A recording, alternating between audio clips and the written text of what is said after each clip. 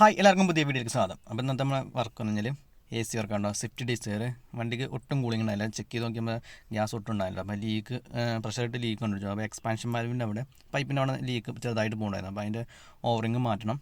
പിന്നെ നമ്മളെ law പ്രഷറിൻ്റെ pipe ഉണ്ടല്ലോ, ഇവിടുന്ന് ഇങ്ങനെ നേരെ കംപ്രസ്സൊക്കെ വരുന്ന പൈപ്പ്, ആ പൈപ്പിൻ്റെ അവിടെ ലീക്കും കാണിക്കുന്നുണ്ട് കേട്ടോ. അതായത് ആ റബ്ബർ ഹോസിൻ്റെ ഭാഗത്ത് ലീക്ക് കാണിക്കുന്നുണ്ടോ, ഈ ഭാഗത്ത് ഓയിൽ മയ ഉണ്ട്. അപ്പം ഇനി ഓസ് മാറണം എന്ന് പറഞ്ഞു കഴിഞ്ഞാൽ ഏകദേശം ഒരു 1400-1500 രൂപ വില വരുന്നുണ്ട് ഈ ഓസിന്.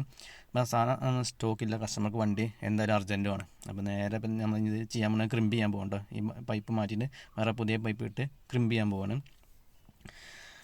ഇതിപ്പോൾ ക്രിമ്പ് ചെയ്യേണ്ട ആവശ്യമൊന്നുമില്ല, പുതിയത് മാറണമാണ് നല്ലത്. പക്ഷേ കസ്റ്റമർക്ക് വണ്ടി അത്യാവശ്യമാണെന്ന് പറഞ്ഞുകൊണ്ടാണ് നമ്മൾ ക്രിമ്പ് ചെയ്തിട്ട് ഇത് മാറ്റണം കേട്ടോ. ഇനി വലിയ എമൗണ്ടൊക്കെ ലോസ് ആണെങ്കിൽ നമുക്ക് ക്രിമ്പ് ചെയ്യാം, ചെറിയ എമൗണ്ട് ആണെങ്കിൽ പുതിയത് മാറ്റണം ഏറ്റവും ബെറ്റർ.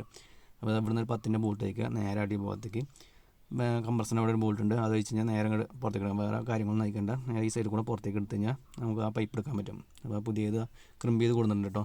ഇനി ഇത് പ്രഷറൊക്കെ ഇട്ടിച്ച് ലീക്ക് ഉണ്ടോ എന്ന് ടെസ്റ്റ് ചെയ്യാണ്. ലീക്കില്ലാന്നുണ്ടെങ്കിൽ നേരെ ഗ്യാസ് അടിച്ച് വണ്ടി കൊടുത്തു വിടണം കേട്ടോ. അപ്പോൾ ഇത്രയേ ഉള്ളൂ ഇന്നത്തെ വർക്ക്. ആ ഒരു ഓറിങ്ങും മാറ്റി പിന്നെ ഈ പൈപ്പ് ഒന്ന് ക്രിമ്പ് ചെയ്തു, ഇത്രയേ ഉള്ളൂ.